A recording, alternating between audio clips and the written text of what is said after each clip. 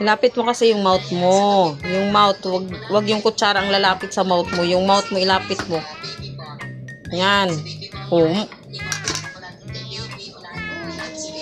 Dapat ng... Kaya natin.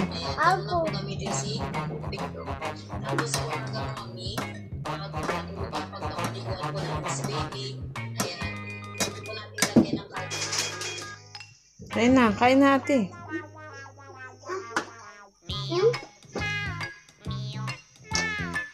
Wala na, makunat na yun.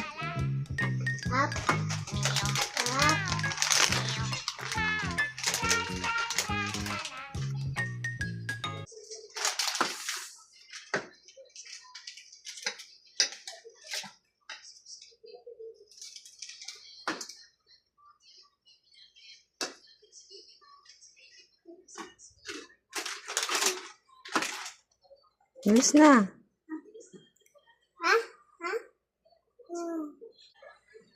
Lapit yung mouth.